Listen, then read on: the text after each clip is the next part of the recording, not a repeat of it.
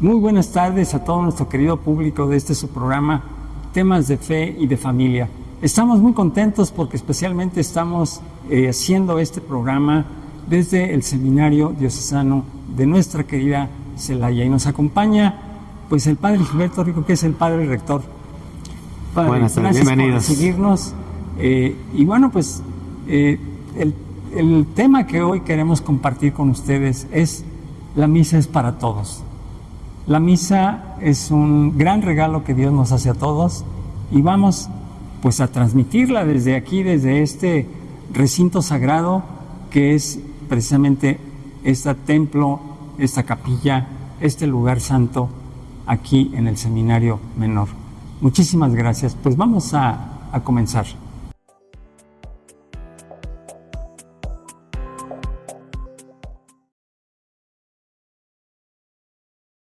Yo entré al seminario en el año de 1987. Al terminar la secundaria tenía 15 años. La vocación, yo fui monaguillo y ahí sentí el llamado. Quise ser sacerdote como aquellos a los que servía. Yo me ordené el 6 de septiembre de 1999. Mi santo favorito, San Juan Pablo II, definitivamente lo conocí como papa y me dio un gusto tremendo poder ya verlo canonizado. Temor y temblor, ¿verdad? Y claro, con esa gran presencia pues del Señor y pues una gracia, ¿verdad? O sea, emociones muy, muy fuertes, pero definitivamente sentir la presencia de Dios. Mi ministerio actual es ser rector del seminario, coordino al grupo de sacerdotes que trabajan en la formación. Son diferentes etapas, son en total, junto conmigo, 13 sacerdotes, y ese es mi ministerio.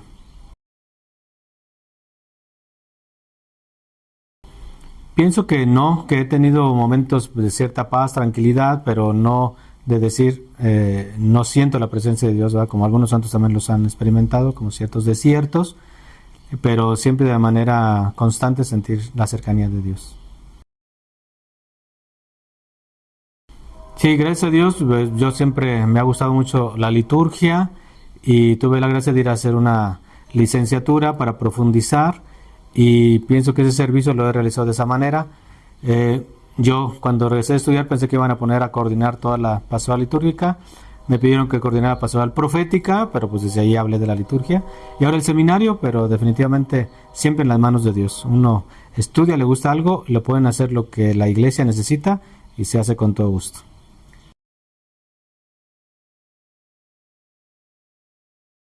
De manera principal podemos hablar de dos ritos, ¿verdad? Que es el rito oriental y el rito propiamente latino u occidental.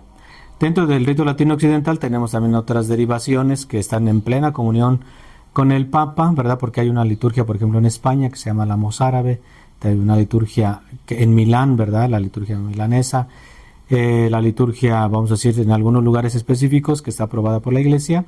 Y en el Oriente, pues hay diferentes iglesias, como hay más autonomía en cuanto al gobierno. Algunas iglesias orientales están en comunión con el Papa siguiendo sus ritos, y claro, por ejemplo, la iglesia que es más fuerte por el número, en Rusia, donde se tiene pues de ahí la, vamos a decir, iglesia oriental. Bien, la Inmaculada Concepción, la patrona aquí de nuestro seminario, la patrona de la ciudad y definitivamente la Virgen Inmaculada.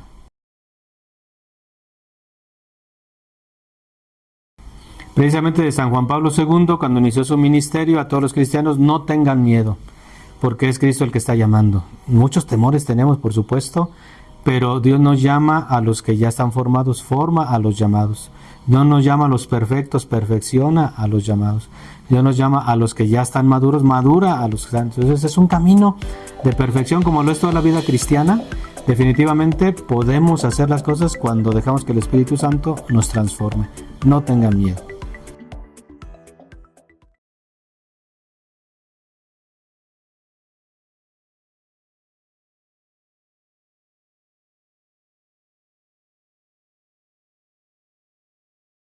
Pues estamos transmitiendo desde aquí, desde este lugar tan hermoso que es la capilla, el templo del seminario menor de aquí de la diócesis de Celaya. Y como cada ocasión, pues nos encomendamos al Señor para que nos conceda su favor, y voy a hacer la lectura a manera de oración del Salmo 63. En el nombre del Padre, y del Hijo, y del Espíritu Santo. Oh Dios, tú eres mi Dios, a ti te busco. Mi alma tiene sed de ti. En pos de ti mi carne languidece, cual tierra seca, sedienta, sin agua. Por eso vine a verte aquí en tu santuario, para admirar tu gloria y tu poder. Pues tu amor es mejor que la vida. Mis labios tu gloria cantarán. Gloria al Padre, y al Hijo, y al Espíritu Santo. Como era en el principio, ahora y siempre, por los siglos de los siglos. Amén. Pues ya nos encomendamos al Señor, Padre Gilberto. Así es. Pues yo quiero que llevemos precisamente desde este lugar santo a todos nuestros televidentes para que se animen a venir a la misa. ¿Qué es la misa? Sí, en este lugar efectivamente se celebra todos los días la Eucaristía, la misa. La Eucaristía, pues es eso, es el nombre que viene del griego, Eucharistos, dar gracias a Dios por todos los beneficios, pero ante todo es precisamente volver a hacer nuestro el sacrificio redentor de Cristo en su muerte, su resurrección y claro, esperando su gloriosa venida. La Eucaristía es el alimento para todos los cristianos y es la respuesta del mandato que el mismo Cristo nos dio cuando hizo la cena con sus discípulos. Dijo: hagan esto en memoria mía. Y memoria no es solamente el recuerdo de aquello que se hizo, sino volver a ser presente el mismo sacrificio que se hizo en ese tiempo. Por lo tanto, la Eucaristía es una acción salvífica de Dios en favor del hombre. Pues qué hermoso. Eso quiere decir entonces que aquella primera Eucaristía que celebró Cristo con sus apóstoles es la que se actualiza en cada momento en la Santa Misa. Así es, en la Santa Misa una actualización, no en el sentido de actuar, podríamos caer en ese peligro, ¿verdad? Sí. Es una actuación de lo que ya sucedió, sino que precisamente a través del ministerio sacerdotal se realiza en el hoy lo que sucedió antes. Y como una situación muy específica dentro de nuestra Iglesia Católica, precisamente en respuesta a ese mandato que Cristo hizo. Actualizar significa hacer presente todos los efectos de la salvación en el hoy a través de la celebración litúrgica. A través del actuar litúrgico se hace presente esto.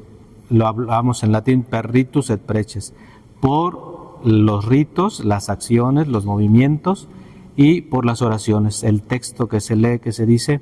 Y es tan importante que está escrito precisamente para realizar todo lo que se está viviendo desde ese momento.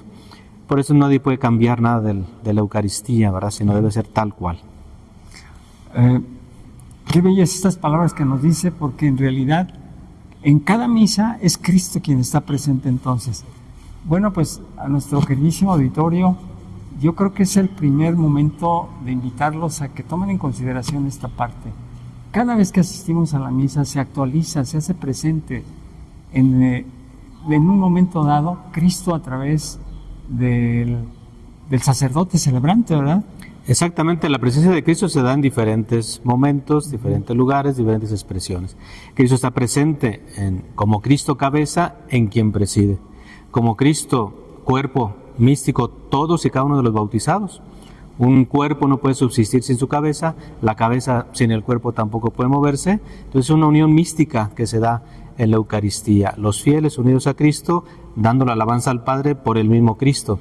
A veces pensamos que nosotros estamos como dando una alabanza propia, pero más bien Cristo nos presta todo lo que Él ha hecho por nosotros para realizarlo, porque estamos unidos a Él a través del bautismo. El bautismo nos capacita para poder ser verdaderamente personas que ofrecemos la Eucaristía. Si en este bautismo, vamos a decir, no tenemos la tarjeta de entrada, pero habiendo recibido el bautismo, todo lo que hacemos lo hacemos en Cristo. En verdad, qué hermoso es esto, porque empieza uno a entender el significado de la Santa Misa, ¿verdad? Que obviamente no es, bueno, hay quien dice que es aburrida, ¿verdad? Pero obviamente que es porque se desconoce qué es la Santa Misa, ¿no? Sí, efectivamente, si nosotros nos ponemos a platicar con alguien que habla otro idioma y lo desconocemos por completo, por supuesto que nos va a parecer aquello muy aburrido, ¿no? entender el lenguaje litúrgico será muy importante.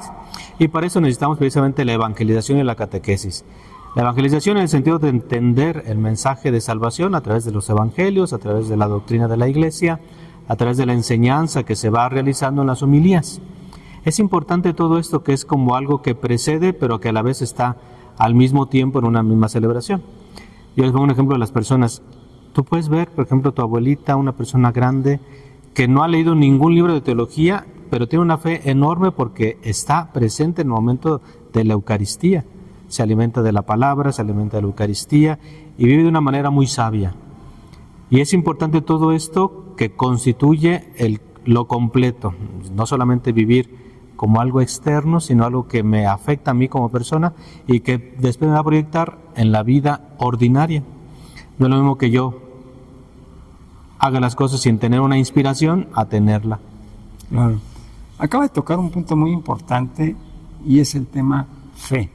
¿Qué es la fe, Padre Gilberto?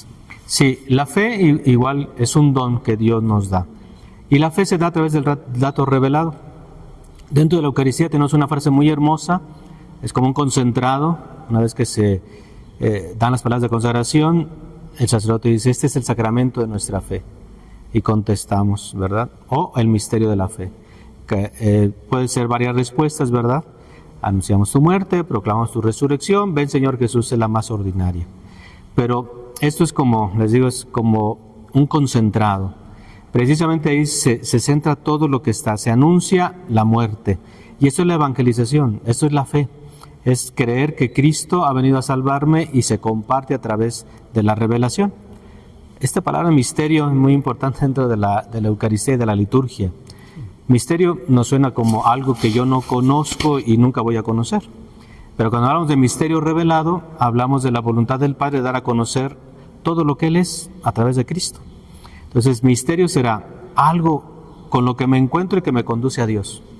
Y entonces ese misterio pues va a poder ser el sacerdote que preside, la asamblea que está reunida, la palabra de Dios que escuchamos, el pan y el vino, algo realmente humano que yo capto a través de mis sentidos. Puede ser la vista, puede ser el gusto, puede ser el oído, que me conecta con Dios. Ese es el misterio revelado. Y sobre todo en la palabra, ¿no? Ese es el sacramento, ese es el misterio de la fe. Esto es lo que estamos viviendo. La fe en realidad es eso, la revelación que hace de sí mismo el Señor para transmitirnos su salvación. Querido público, pues yo quiero pues ahondar en estas palabras que el Padre Gilberto nos comunica. Hay un misterio, hay un entendimiento, hay una actualización o sea que Cristo está presente en cada celebración eucarística. Exactamente, y como decimos a veces, de diferentes presencias, pero la que para nosotros es la más importante, su cuerpo y su sangre, después de las palabras de la consagración.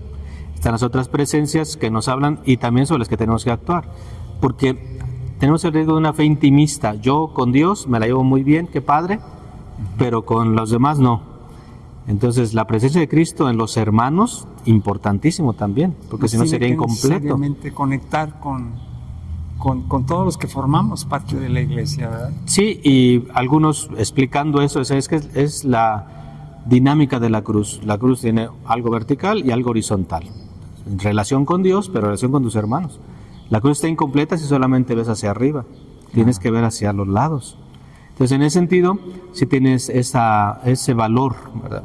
Vamos a decir, quien a veces se critica incluso en las canciones, a veces en las comunicaciones, va a decir, vas muy a misa pero te portas muy mal. Efectivamente, sería incompleto si no me transforma. Esa era la otra característica de la Eucaristía. La Eucaristía es performativa, hace que la persona cambie en su forma de actuar, su forma de ser, su forma de vivir. Y si no, está incompleta. En ese sentido, buscamos que cuando yo me alimento, si a mí me falta algo, me enfermo. Si yo no como todos los nutrientes, pues viene un desbalance, ¿no? Igual en la Eucaristía, si solamente hablo con Dios y no hablo con el hermano, falta algo. Falta algo. Bueno, pues, querido auditorio, en verdad que todos estos conceptos que el Padre Gilberto nos comparte, pues es riqueza. ¿Por qué asistir a la Santa Misa? ¿Por qué ir a la Santa Misa? Bueno, pues, porque es un encuentro con Cristo, es un encuentro con su amor, es un encuentro con los hermanos, es un encuentro con quienes formamos parte de esta iglesia. Padre Gilberto, en la celebración eucarística hay elementos pues materiales, pero también espirituales, ¿verdad? ¿Qué debemos de entender por cada uno de estos? Sí, efectivamente, hace rato estábamos hablando acerca del lenguaje, ¿verdad? Que yo no entendería un idioma que yo desconozco. Entender el lenguaje litúrgico precisamente cuando voy conociendo y descubriendo todos los elementos materiales y que me conducen al encuentro con Dios. Todos son importantes porque nosotros como seres humanos aprendemos a través de nuestros sentidos. ¿Por qué se encarnó el Verbo de Dios? ¿Por qué se hizo hombre? Pues para poder comunicarse con nosotros y tener esa capacidad de nosotros poder tener una experiencia de Él. Entonces, definitivamente, las grandes cosas, hacía usted el ejemplo al principio, cosas sencillas de cosas complicadas, porque efectivamente libros se han escrito acerca de la Eucaristía, ¿verdad?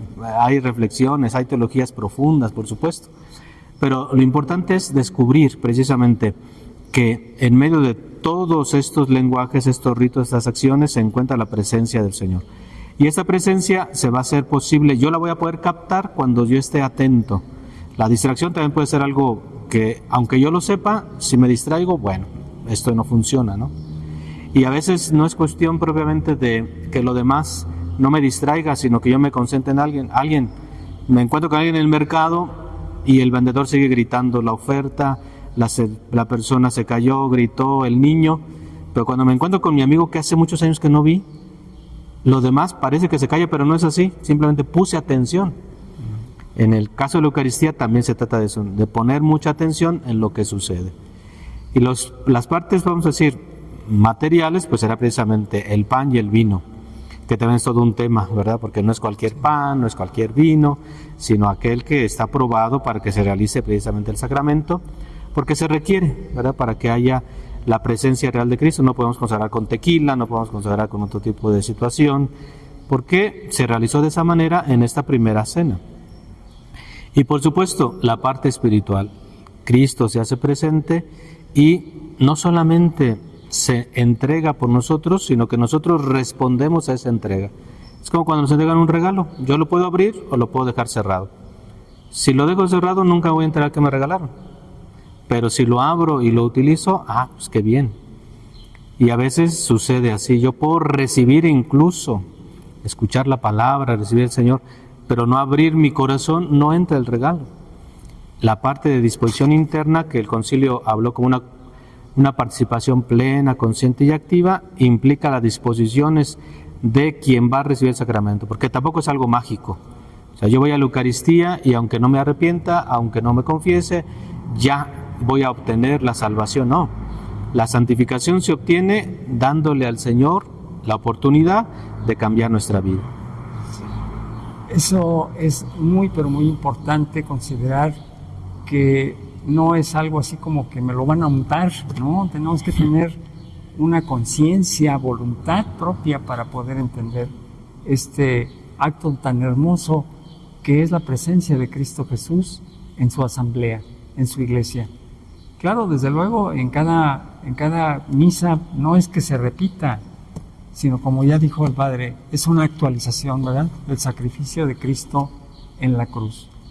Y entonces pues se reciben un sinnúmero de dones y de regalos a través de la Santa Misa.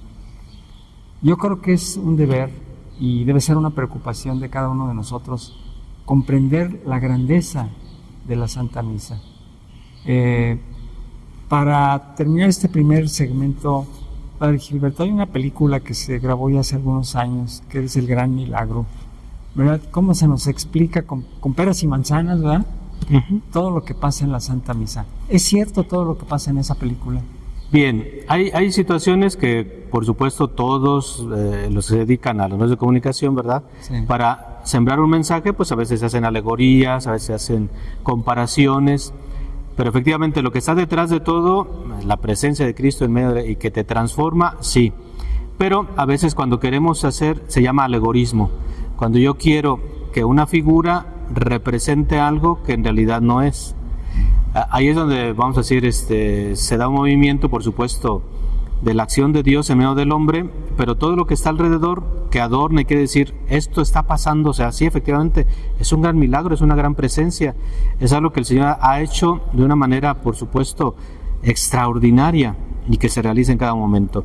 Pero claro, los demás son como para convencerme, ¿no? O sea, es como indicarme el camino, ¿no?, de lo que realmente está sucediendo. Sí, pero no en su totalidad, porque a veces se puede mutilar en ese sentido. Por ejemplo, decir, yo voy a la misa porque es el sacrificio de Cristo en la cruz. Hey, también es la resurrección, también es su ascensión, también es su espera de su retorno glorioso. Entonces no puedo yo segmentarlo.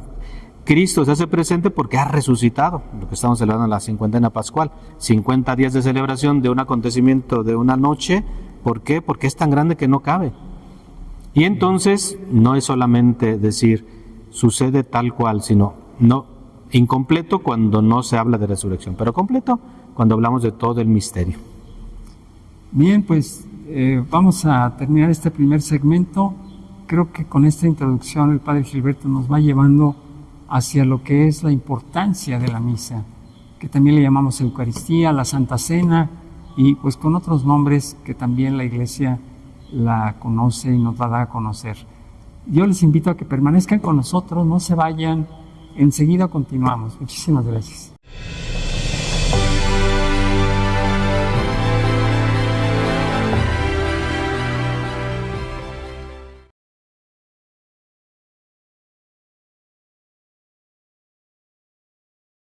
Estamos aquí grabando este programa desde el Seminario Diocesano de aquí de Celaya y nos recibe amablemente el Padre Rector, el Padre Gilberto Rico.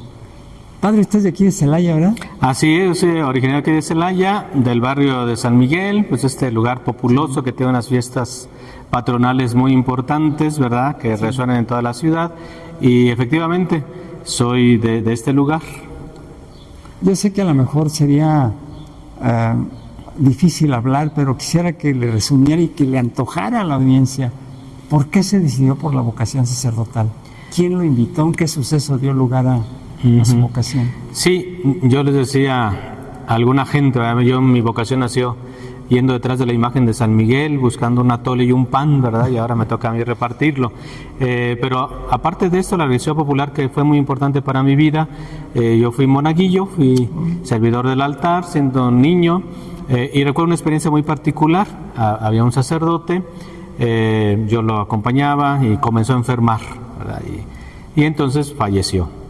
Y yo dije, bueno, yo creo que hace falta algún repuesto, ¿verdad? Y ya empecé a informar y preguntar por el promotor vocacional y platicar, viene el preseminario y ya ingresé, ¿verdad? Recuerdo que también mi familia me hacía alguna burla, ¿verdad? Decía, subiste de monaguillo a seminarista, ¿verdad? Y ya después seminarista, pues a padre. Te ascendieron de grado, ¿no? Te ascendieron de grado y así nació más o menos mi vocación.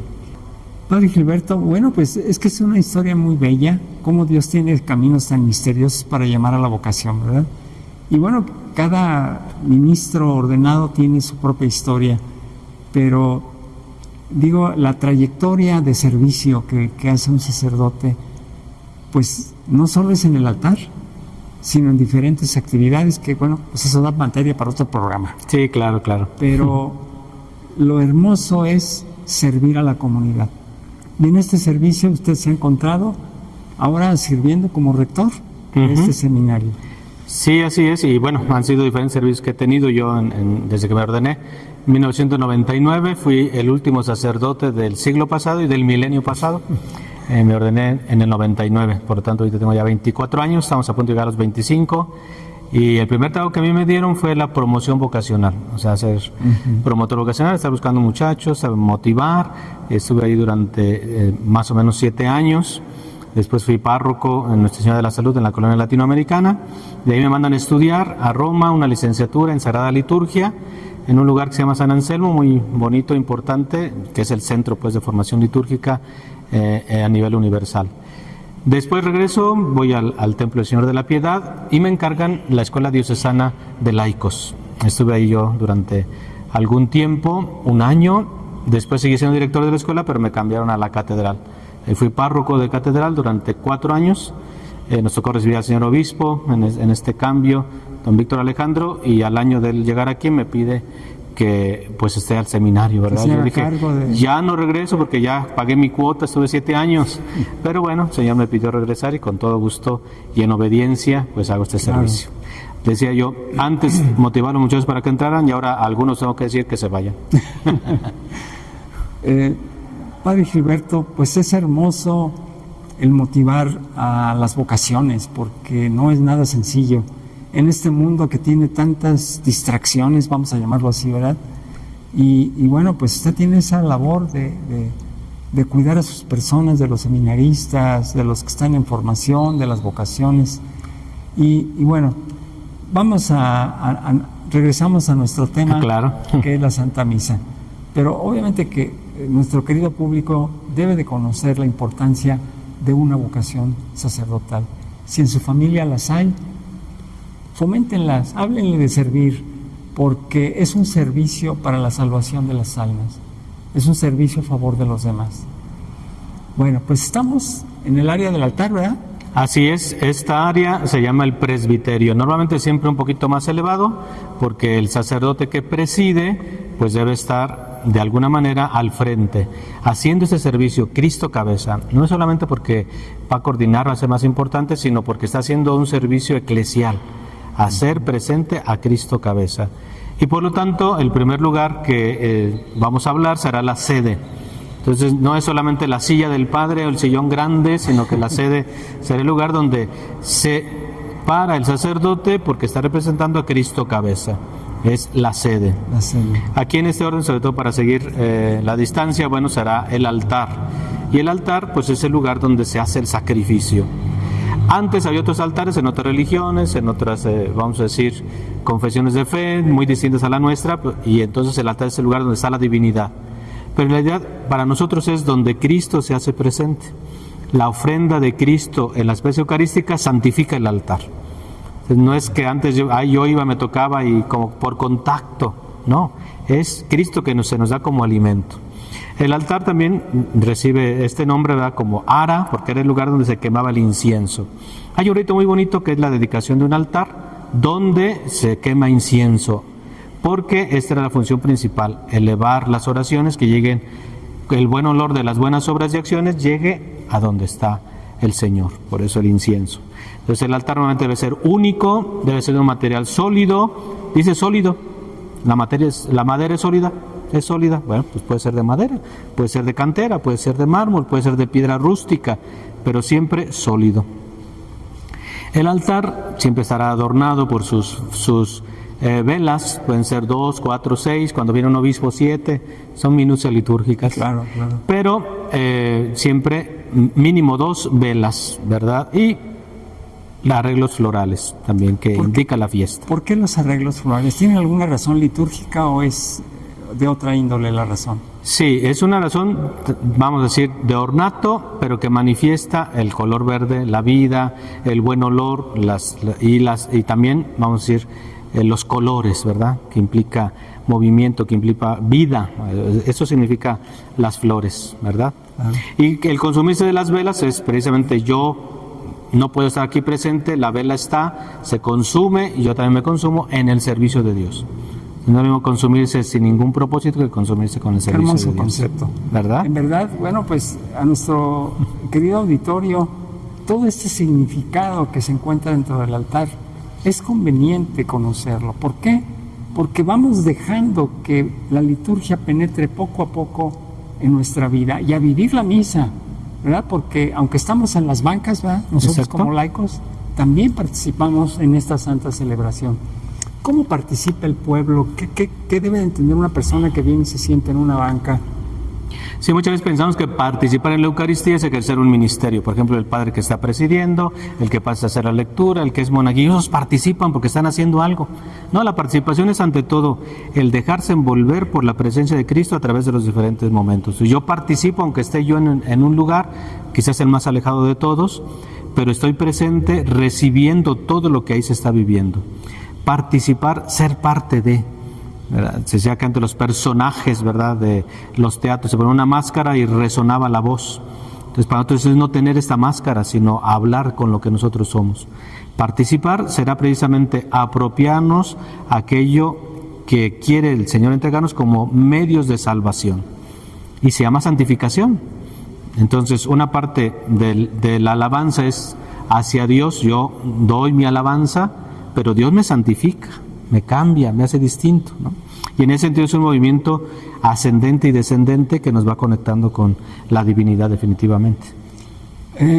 Cuando uno piensa, por ejemplo, en el templo tiene partes, ¿verdad? Sí. Tiene el área donde están las bancas, que es La nave central. Que al mismo tiempo, pues, de alguna manera, se podría decir, concelebran con el sacerdote. Es una parte muy importante, celebración. Efectivamente, el ministerio del sacerdote se llama presidir. Cuando hay otros que tienen su mismo orden, concelebran. Pero toda la asamblea celebra. Celebra. Entonces a veces dice, el padre va a celebrar. No, todos vamos a celebrar. Todos somos parte de. Importante. Pero siendo Cristo cabeza, Él sí preside y quienes comparten su orden, concelebran. Vamos a decir, ellos celebran. Esto ya más fuerte. Cuando se llama de concelebrar significa, yo teniendo el ministerio sacerdotal, estoy participando. Yo necesito celebrar otra misa porque ya lo puedo hacer y es la de ganas del Vaticano II. Antes había muchos altares en las iglesias. ¿Por qué? Porque cada padre tenía que celebrar su misa. Dice, no, nos juntamos, nos reunimos y hacemos una sola Eucaristía. Claro. Estábamos en los lugares y nada más falta el ambón, ¿verdad? Sí. Viene de donde se proclama la palabra también griega, anabaion, un lugar donde se sube para proclamar. Antes no había toda esta disponibilidad de los micrófonos y de todo, entonces se buscaba un lugar elevado para que se proclamara la palabra y se escuchara. Un lugar, una tribuna, pero también tiene un significado. Es el lugar donde se anuncia la resurrección de Cristo. ¿Qué nos dice los evangelios? Estaba una persona, un ángel, y les dijo, no está aquí, ha resucitado. Ese es el evangelio, el anuncio de la buena nueva del resucitado. Entonces el ambón será el signo de ese lugar donde se proclama la resurrección de Cristo. Entonces será como, no probablemente el lugar del sepulcro, sino el lugar donde se proclama la resurrección. Ese será el significado del ambón. Bueno, pues todo ese mensaje que acaba de expresar el Padre Rector, pues es muy importante porque la Santa Misa es un encuentro con el amado, con el ser amado. Y por eso la Iglesia nos dice hay que hacerlo de manera consciente y también activa.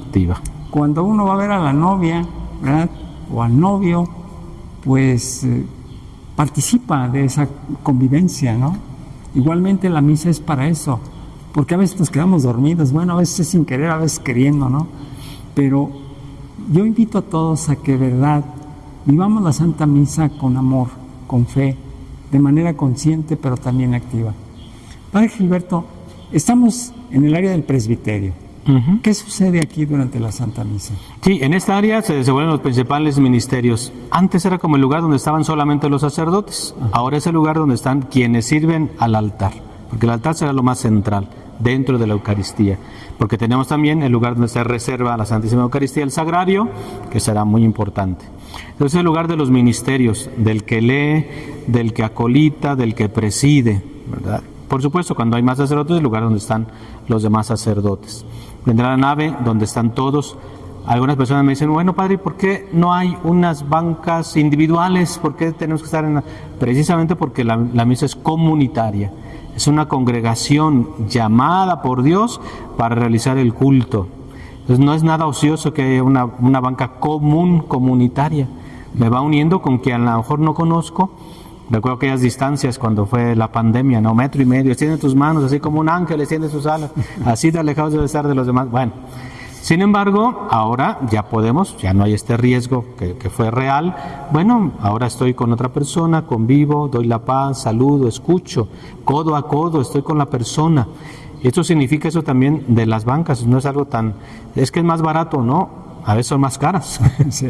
Sin embargo, implica esto, estar con otro, estar cerca, participar, hacer comunidad. Vemos, por ejemplo, en todo lo que es el templo tiene varias secciones. ¿Cuál es el nombre de la sección donde están las personas que asisten a la Santa Misa? Sí, se le llama nave. Nave. Presbiterio, nave. En algunos lugares hay atrio, vamos a decir, espacio donde poco a poco se va uno saliendo del mundo y entrando en la comunión con Dios. un espacio muy importante, el atrio. También vemos que ha cambiado el concepto de arquitectura y de diseño de los templos. Es un templo muy bello, ¿verdad? Con líneas muy sencillas, pero no por eso menos inspiradoras. Desde que entra uno aquí, evidentemente que se siente la presencia espiritual de nuestro Señor. ¿Qué nombre? Por ejemplo, yo veo allá arriba que está una parte donde está el órgano, ¿verdad? Así es, sí. Hay el otro ministerio que es el canto, el ministerio del canto, ¿verdad? Entonces el ministerio del canto, pues es el lugar donde está el coro. Antes el coro era el lugar donde se cantaba la liturgia de las horas. Ahora pues es en el presbiterio o en algún otro lugar apropiado, pero tenía dos funciones: acompañar las celebraciones litúrgicas, pero también hacer oración con la oración oficial de la iglesia, que es la liturgia de las horas.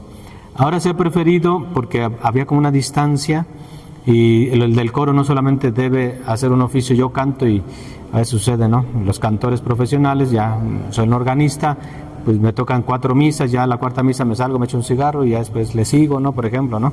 Claro que lo ideal es, bueno, voy a una misa y entonces sirvo y puedo hacerlo de manera participada, ¿no? Y por eso en algunos lugares ya se acerca el órgano, se acercan los del coro más adelante para que estén más cercanos a la distribución de todos los demás.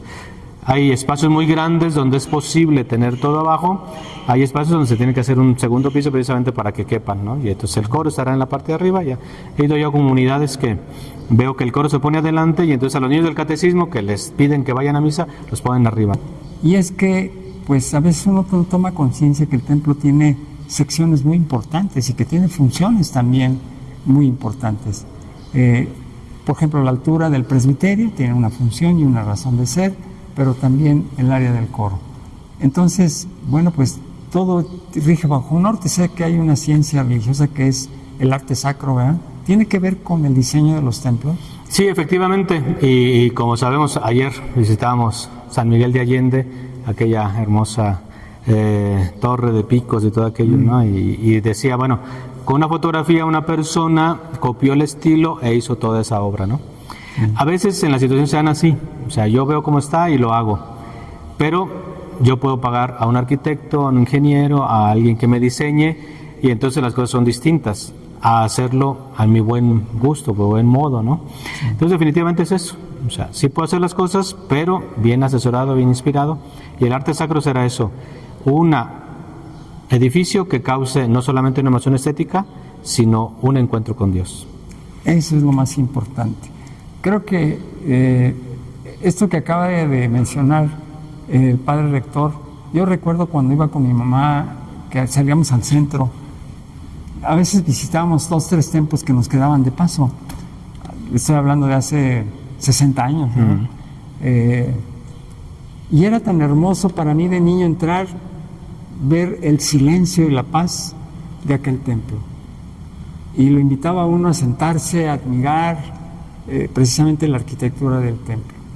Y bueno, estamos terminando el segundo segmento de nuestro programa. El que viene lo destinaremos para que nos explique todo lo que sucede en la misa, por qué nos debe de interesar y cuáles son los efectos que recibe uno de la Santa Misa cuando se oye de manera plena, consciente y activa. Estimado auditorio, no se vaya, no le dé touch a la pantalla.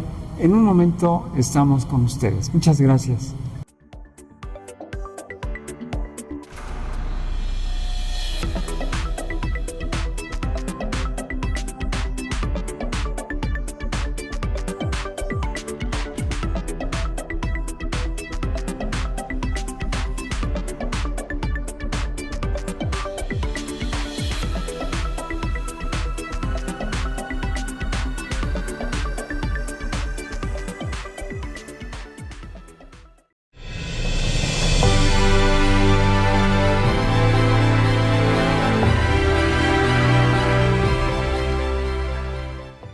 Gracias por continuar con nosotros en este programa Temas de Fe y de Familia.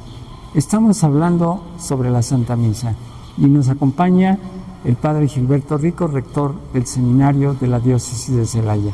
Pues como ven, estamos en el altar de este hermoso templo que está aquí dentro del Seminario diocesano para que el Padre Gilberto nos explique qué pasa durante la misa, cuántas partes tiene la misa, por qué debemos de estar atentos a la misa, cómo es que el pueblo, la gente, debe de participar de manera consciente, pero también activa. Sí, efectivamente, la Eucaristía tiene, vamos a decir, dos partes principales: liturgia de la palabra, liturgia de la Eucaristía. Y hablando de los lugares, será en el ambón, donde se proclama la palabra de Dios, y también se le llama mesa de la palabra. De hecho, hay algunas personas que vienen a misa y dicen, bueno, sí me vale, no me vale porque no puedo comulgar. Claro que te vale, porque tú vas a recibir el alimento de la palabra de Dios, que no se le niega a nadie. Y ese alimento quizás te provoque, te ayude a tu conversión y a encontrar otra vez el camino de Dios. Después la liturgia de la Eucaristía, donde se confecciona precisamente con el pan y el vino la presencia eucarística del Señor.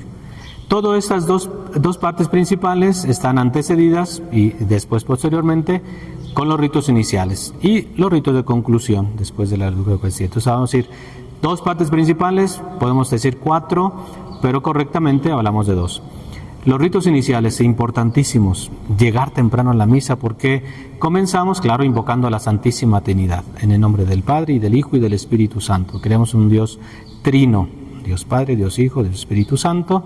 Esa será la primera invocación que hacemos. Y comienza el saludo sacerdotal: el Señor esté con ustedes. No es solamente un deseo, sino una afirmación.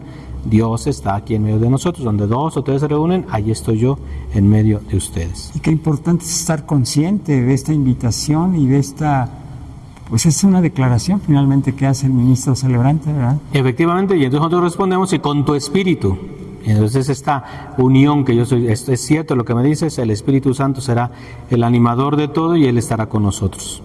Vienen vamos a decir, dentro de los ritos iniciales, el acto penitencial, para purificar nuestra alma, para pedir perdón a Dios de nuestros pecados. Normalmente se reza Yo Confieso, pero hay otras fórmulas muy importantes que se utilizan en los domingos de Pascua, en algunos lugares. También eso ya que pasó la pandemia, se ha retomado la aspersión con el agua bendita. No para que nos bendiga, sino para que nos recuerde el bautismo. Y recordamos el bautismo, es decir, yo tengo el compromiso de vivir como hijo de Dios, y esto que hice mal, lo tengo que hacer ahora bien. Esto que me equivoqué, ahora lo tengo que hacer mejor. Y recibo la absolución. ¿De qué pecados? Los mortales, no, los pecados veniales. Para la confesión necesitamos ir para reconciliarnos con los pecados mortales. Eso es importante. Por eso es necesario que nosotros lleguemos a la misa temprano, para disfrutar de todo esto. Después vendrá, cuando es domingo, el canto de gloria, y posteriormente concluye estos primeros ritos iniciales con la oración colecta. El sacerdote reúne las intenciones de todos los fieles y pronuncia una oración al Padre.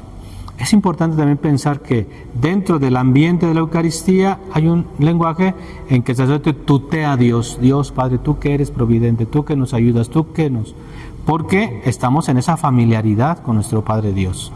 Y cuando saludamos al sacerdote también le decimos, sí, con tu espíritu. No por falta de respeto, sino porque es parte de este lenguaje. Ya cuando me lo encuentre en la calle, bueno, pues ya con el respeto debido, ¿no? Pero dentro de la Eucaristía, la paz esté contigo, en fin, este tipo de situaciones. Después, el lugar apropiado para los ritos iniciales será la sede, donde se sitúe el sacerdote. Después ya vendrá la liturgia de la palabra que se pronuncia desde el ambón. Nuevamente, cuando es en 3 semanas, la lectura, el salmo, el evangelio. Cuando hay la celebración dominical, tenemos 2 lecturas, una nuevamente del Antiguo Testamento, el salmo, y luego del Nuevo Testamento y el evangelio. Esto será lo más importante, el evangelio. Tanto que se le acompaña de algunos ritos especiales. Cuando es una misa solemne, por ejemplo, ¿verdad?, se le signa el libro, se incensa, se besa, porque el evangelio es la buena nueva, será de las cosas más importantes dentro de la liturgia de la palabra. La palabra de Dios es importantísima, es una de las recuperaciones también del Vaticano II, hacer esta proclamación de la palabra, porque la palabra transforma el corazón de los hombres. Vendrá después la liturgia eucarística. Bueno, después de hacer la profesión de fe, oración de los fieles, liturgia eucarística. Comienza con una procesión, aunque sea sencilla, desde la credencia, que es el lugar donde se ponen las cosas y se utilizan en la misa, hasta el altar. O bien del centro del templo hacia acá, Pueden llevar los dones principales, el pan y el vino, alguna despensa para los pobres, alguna cosa, bueno, ya se ofrece. Se prepara el altar con los paños sagrados, no es nada más los trapitos que usa el Padre, ¿verdad? Bueno, tienen nombres concretos. Un cuadro grande que está dividido en 9 partes se llama corporal, ¿verdad? El lugar donde se pone el cuerpo de Cristo, ¿verdad? Después vendrá el cáliz, la patena, el purificador que servirá precisamente para cuidar que ningún pedacito que pudiera haber ido a otro lado se reúne, se junta y después se purifica. Dentro de esta liturgia de la Eucaristía se hace esta presentación, el sacerdote ofrece, puede también incensar el altar y concluye con la oración después de las ofrendas, oración de ofrendas. Esta oración de ofrendas normalmente es como reunir también el motivo y lo que le pedimos a Dios que se realice en este momento. Normalmente tiene que ver con la santificación de las personas que están ahí presentes. Después comenzará una parte muy importante que se llama el prefacio, que va a introducir a las palabras de la narración. Las palabras de la narración, la parte central, es así como se dice de manera un poquito más familiar, ¿verdad? La narración, las palabras de la consagración. Entonces, en el prefacio hay un diálogo del sacerdote: Señor esté con ustedes. Son muchos con ustedes, yo le digo, con tu espíritu, es una persona. Levantemos el corazón, lo tenemos levantado hacia Dios. Demos gracias a Dios, es justo y necesario. Y después comienza pues una parte poética, pero que está llena de un significado del día, ya sea domingo, ya sea del tiempo pascual, ya sea el tiempo de Cuaresma, siempre hablando de esta tónica, antes de pronunciar la narración. Después vendrá, se llama plegaria eucarística o narración precisamente de las palabras que el mismo Cristo pronunció. Esas palabras no pueden cambiarse, son las mismas de Cristo, pero las que introducen y las que siguen después sí pueden decirse diferente, pero aprobadas por la Iglesia. Yo como sacerdote no tengo, vamos a decir, el permiso de decir voy a cambiar esto aquí y esto allá, no. Igual en la liturgia de la palabra, me puede decir, estuvo muy interesante la noticia y el editorial de no sé quién, lo voy a leer en la primera lectura. No, tiene que ser de la Biblia, de la palabra de Dios. Igual aquí, lo que nosotros decimos debe ser tal cual está en el libro, ¿verdad? No de manera mecánica, sino de una manera que las personas entiendan y entren en el misterio que estamos celebrando. Esta parte de la plegaria eucarística, hay plegarias un poquito más largas, otras más pequeñitas. Normalmente se dice la número 2, hay 4 plegarias principales, después hay 2 de reconciliación, que se utilizan especialmente en tiempo de Cuaresma, 5 por diversas necesidades, y luego hay una hay una plegaria que se utiliza cuando hay misa con niños. Esas son especiales. Y están hechas precisamente para que los niños se entiendan un poquito más, ¿verdad? Son especiales. Llegará el momento central cuando el sacerdote hace lo que el mismo Cristo hizo: toma el pan, toma el vino y pronuncia las mismas palabras de Cristo. Y esto se realiza precisamente en este encuentro con el Señor en ese momento. Y vienen signos también. Dice el sacerdote: toma el pan, él lo toma, ¿verdad? Lo levanta, se arrodilla porque lo adora. Bueno, viene la adoración, lo más importante. Y después vendrán intercesiones por el Papa. No es porque esté viejito y esté cansado, es porque yo me uno a él, porque yo soy parte de la Iglesia Católica. O pido por mi obispo. ¿Por qué? Porque soy parte de una diócesis y entonces participo de esto. Así que será muy importante las intercesiones. Se pide por los enfermos, se pide por los difuntos dentro de esta plegaria. Y concluye con la gran doxología de la que hablamos al principio. El sacerdote levanta ya el pan consagrado, el vino transformado en la sangre del Señor, por Cristo, con Él y en Él, a ti Dios Padre Omnipotente, en la unidad del Espíritu Santo, todo honor y toda gloria, por los siglos de los siglos. Amén. Entonces esta parte será muy importante porque ofrecemos al mismo Cristo, porque en realidad no somos nosotros, pero unidos a Él, entonces somos fortalecidos. Esa es la gran riqueza. Y luego pues terminamos de alguna manera con oración después de distribuir la comunión a todos los presentes, una oración después de la comunión, y vienen los ritos de conclusión, donde la parte principal será la bendición, que a nombre de Cristo, como iniciamos en el nombre del Padre y del Hijo y del Espíritu Santo, invocamos la bendición sobre todos los fieles, también diciendo en el nombre del Padre, del Hijo y del Espíritu Santo. Y vendrá la despedida: pueden ir en paz. De hecho, este es el nombre porque en latín dice ite misa est, pero es pueden ir en paz. Esto ha terminado, pero vayan en paz a vivir lo que aquí han celebrado. Es una disolución de asamblea, pero como un envío misionero. Con eso termina la Eucaristía. He escuchado, dígame si es cierto que esto es correcto, ¿cuándo termina la misa? Y hay quien dice, bueno, pues termina cuando empieza la otra. ¿Es correcto esto? Más bien, la misa debería prolongarse durante todo el día para el cristiano. O sea, yo, como cristiano, hay templos donde hay misa una tras otra, vamos a decir. Sin embargo, efectivamente, la misa comienza y termina porque sería el culmen, ¿verdad? Pero también el lugar donde brota toda la energía, pero no es una energía, vamos a decir, de tipo esotérico. Claro. Toda la energía del Espíritu Santo que transforma la vida. Entonces aquí me alimento, pero también aquí después llego y le digo al Señor, mira, con todo lo que me diste, con la comunión que yo recibí, viví con mis hermanos de esta manera. Entonces es así como el culmen, pero también por supuesto la fuente, la raíz de donde sale todo. Y en ese sentido, vamos a decir, sí, efectivamente, la misa continúa durante todo el día y habrá ecos de la Eucaristía. La oración oficial de la Iglesia debe rezarse el Padre Nuestro 3 veces en el día, por ejemplo. En la misa, en el rezo de laudes, en el rezo de las vísperas. Y así habrá situaciones. Pero ¿qué será lo importante? Que yo tenga una vida eucarística. Y no quiere decir que yo escuche 10 misas un día. Que esta misa que vivo se prolongue en todo mi día.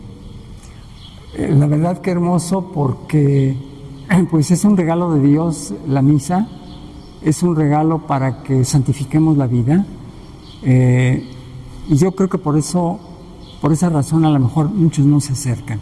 Pues no lo entiendo, Claro. ¿verdad? Entonces, bueno, pues yo los invito a quienes estén pensando o a veces duden de que la misa nos ofrece una gracia sobrenatural, en verdad, preséncienla, vívanla, pues es todo lo que el Señor nos ofrece para estar con Él. ¿Qué mensaje le podría dar a todas las personas que nos escuchan?